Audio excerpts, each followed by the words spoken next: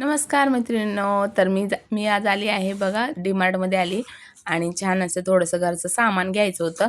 आणि मुलं म्हटलं की बघा खूप म्हणजे एक्सायटेड असतात की प्रत्येक गोष्ट मी ही घेऊ का ते घेऊ, आणि मी ट्रॉलीमध्ये सगळं टाकणार. याचा हे असतंय की मी घेईल आणि सगळं जे पण घेईल मी, गहू घेऊ दे, डाळी घेऊ दे, कोणतीही गोष्ट घेऊ दे, मी भरतो आणि मी वजन करतो. त्याला खूप आवड आहे अशा गोष्टींची आणि तो पुढं पुढं करत राहतो. त्याच्यामुळे मग तो घेत होता आणि मी फक्त उभी होते. त्यानंतर वर गेलो लिफ्टमध्ये. लिफ्टमधून गेल्यामुळे मजा वाटते आणि मग छान छान अशा वस्तू, आणि भले घेणं होऊ की न होऊ पण मनाला छान भारी वाटते अशा वस्तू बघितलं तर. म्हणून मग गेलो वर.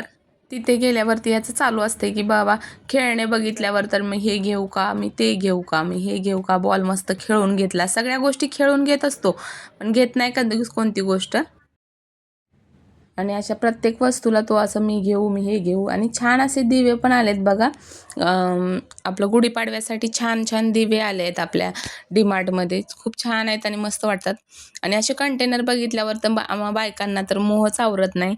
परंतु काही गोष्टी असतात की आम्हा मिडल क्लास फॅमिलीच्या, की आपल्या एवढं बजेट आहे तर आपल्या एवढ्यातच बसवायचं आहे, तर त्यामुळे माणूस प्रत्येक गोष्ट घेत नाही. आणि हे तर खूप छान वाटत आहेत बघा. कधी जर गेलात डीमार्टमध्ये तर बघायला नक्की विसरू नका. आणि काचेच्या भरण्या तर खूपच छान वाटतात, परंतु मी काही वापरत नाही कारण की मुलं वगैरे असतात घरामध्ये आणि कधी वापरता. आणि हे त्याला बघा, तो बोलतो की म्हणजे माझ्या बाबांसाठी घ्यायचं आहे. बाबा म्हणजे आजोबा. तर त्याच्यासाठी त्याला घ्यायचं होतं, परंतु बाबा इथं नाही, गावाला राहतात, त्यामुळं मग घेतलं नाही. आणि असं चष्मा वगैरे घालून आम्ही मस्त मजा केली. घेतलं तर काहीच नाही. हे ट्रेंड स्वरूप असतं की नेहमीच असतं की घेत तर काय नाही. मग असं छान चष्मे, आणि त्याचं असं होतं की मम्मी हे घे, ते घे, ते घे, तुला हा छान वाटतोय, तुला तो छान वाटतोय. आणि मुलांचं कसं प्रत्येक गोष्टीमध्ये आपल्याला छान वाटतं की मुलं आपल्यासाठी एवढं करतात. आणि मग छान असं बिल केलं आणि त्याचं परीक्षा संपली आहे तर त्याची पार्टी माझ्याकडे बाकी होती की पिझ्झा खायचा होता त्याला. आणि छान असा पिझ्झा घेतला डीमार्टमधून. परंतु तो खूपच गरम होता, त्यामुळे तो तिथं खायचा होता त्याला. परंतु त्याला मी बोलत होती की खूप गरम आहे, तू खाऊ शकणार नाही इथं उभा राहून.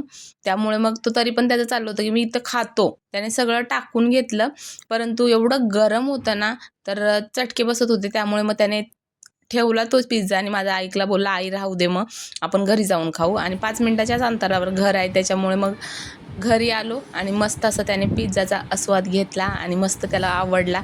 तर व्हिडिओ आवडला तर लाईक करा, शेअर करा आणि सबस्क्राईब करा. धन्यवाद.